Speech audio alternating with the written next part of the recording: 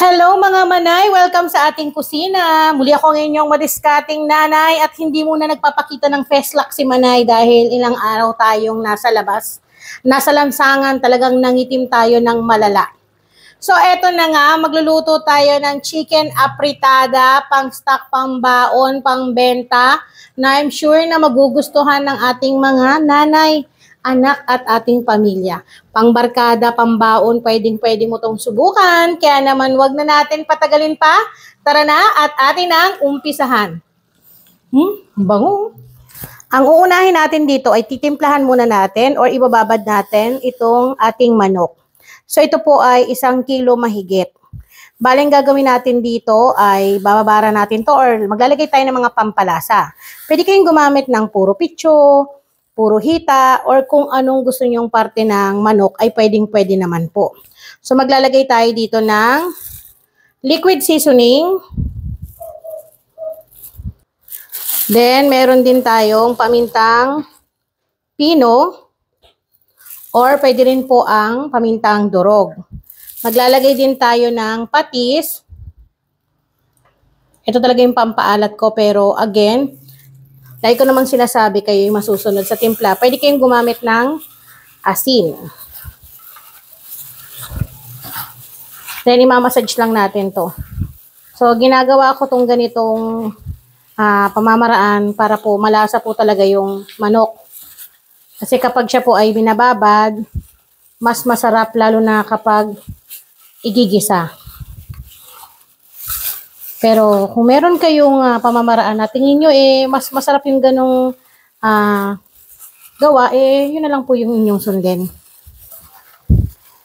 So pagkatapos kong mamassage, ibabad natin yan at least 30 minutes. O mas mainam, kung hindi kayo nagmamadali, magdamag sa inyong chiller. Kung wala naman kayong rep, 30 minutes ay pwede naman basta ilagay po sa hindi mainit na lugar.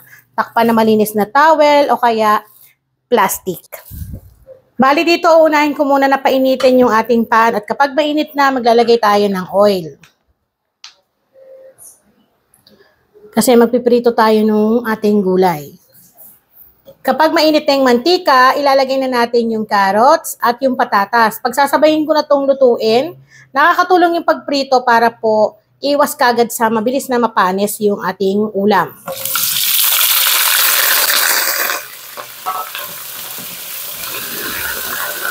Pero kung gusto niya talagang tumagal yung inyong ulam, lalo na kapag naglulutong ulam kayo, karinderya, piniprito ko talaga siya para at least kahit pa paano tumatagal. Lalo na kapag mainit ang panahon, tapos luto sa kamatis yung ating binibentang ulam, mabilis pong masira. Ngayon, kapag okay na, pwede na natin tong hanguin.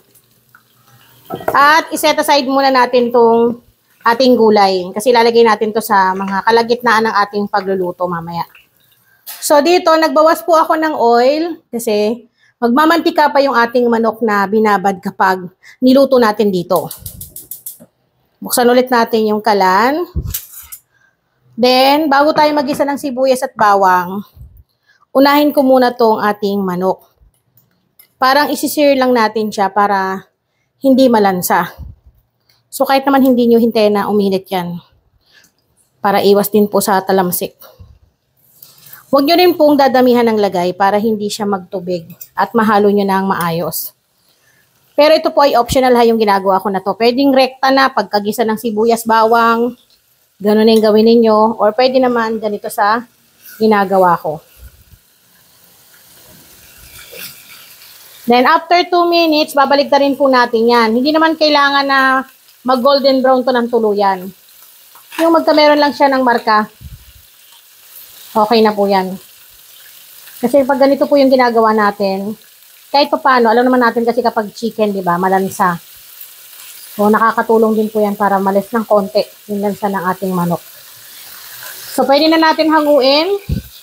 Kapag ganito na yung itsura ng inyong chicken, at isi-set aside po natin to.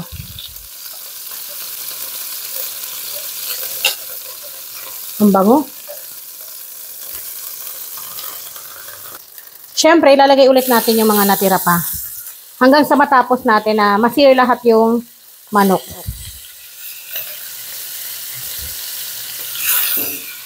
Balik na rin ulit natin.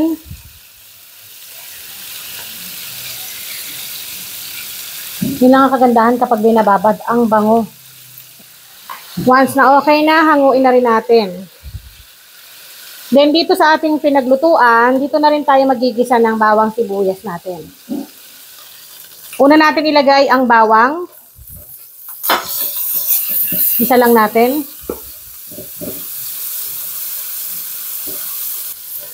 At susundan ko na yan ng sibuyas.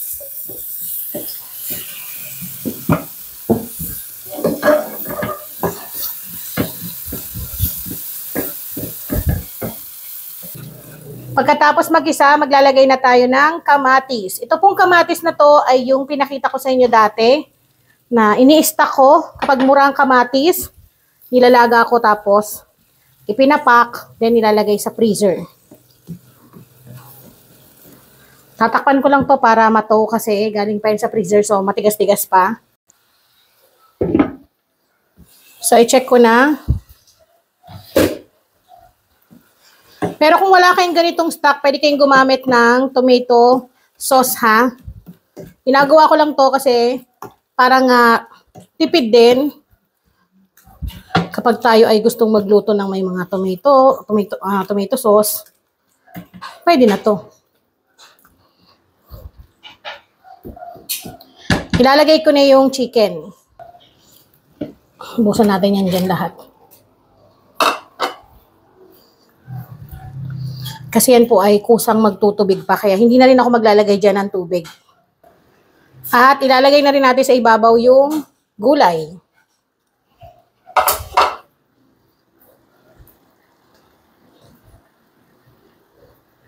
Then tatakpan natin yan.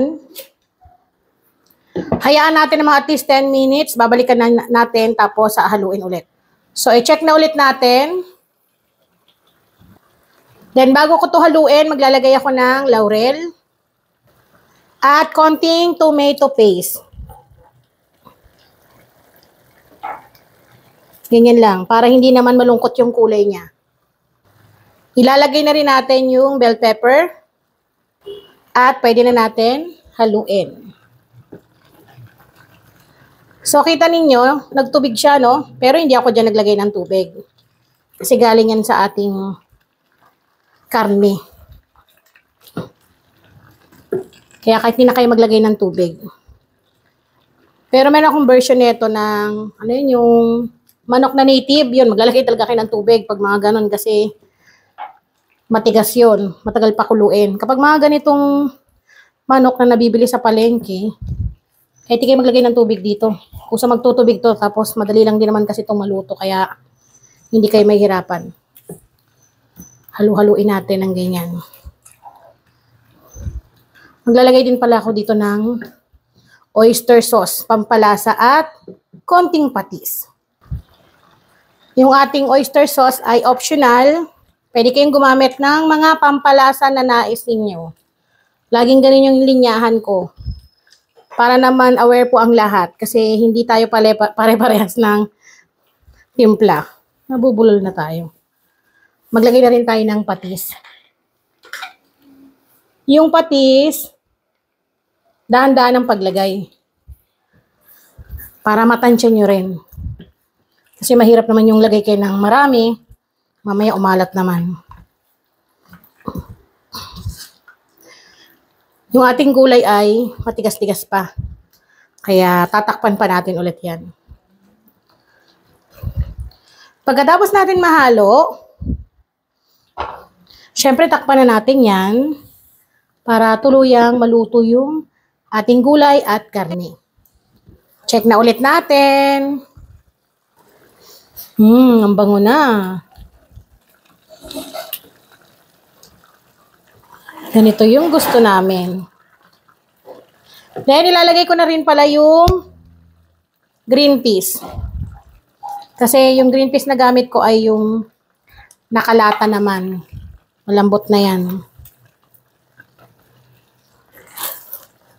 Bango. So, ang gagawin ko, hindi ko na siya tatakpan. Pwede nyo tikman. para pwede nyong i-adjust or magdagdag ba ng pampalasa. Pero sa akin, hindi ko pa natitikman, pero parang ang sarap na kasi ang bango-bango na. Titikman ko muna.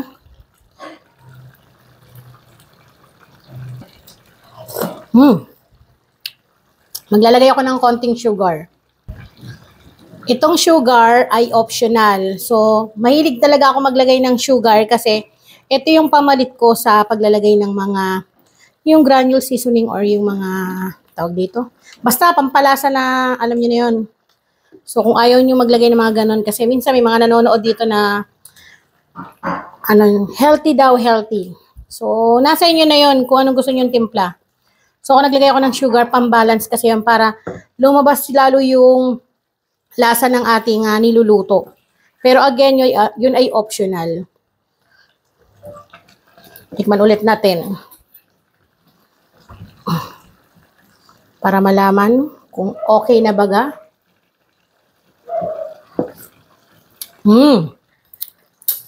Sakto. So yan, dahil luto na yung ating gulay, then yung ating chicken, so pwedeng-pwede na tong pang-ulam. Pwede nyo rin itong i-stock mga manay ha.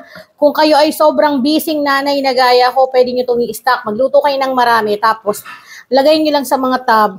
Lagay po ninyo sa freezer, tapos reheat nyo lang kapag kakainin na.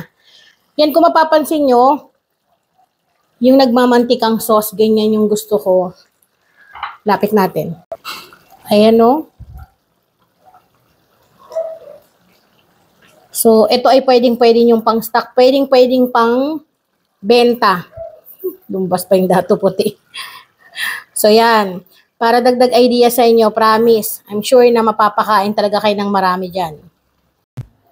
So, ari na nga at tayo ay maglalagay na sa ating tab.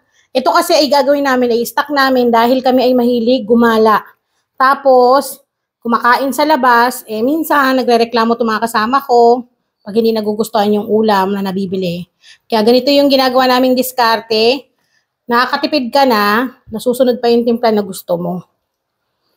Kaya itry nyo to. At eto na nga po mga manay, nakapaglagay ako sa 4 na tab. So ganitong diskarte yung ginagawa ko para makatipid kami dahil pag lumalabas nga kami, kakain sa labas, magkaning isang order ng ulam, sobrang konti, di ba? Minsan kulang pa sa isang tao. So nakakailang order kami. At least yung mga ganitong ginagawa namin, may dala kaming kanin, tapos preheat lang namin to on the go habang nasasakyan kami, may kumakain ng aking mga anak. So, muli ako ang inyong madiscarding nanay. Sana po masubukan nyo itong ganitong ginagawa namin. And again, para sa aking mga viewers, maraming salamat sa inyong panonood at magkita-kita ulit tayo sa susunod. Paalam!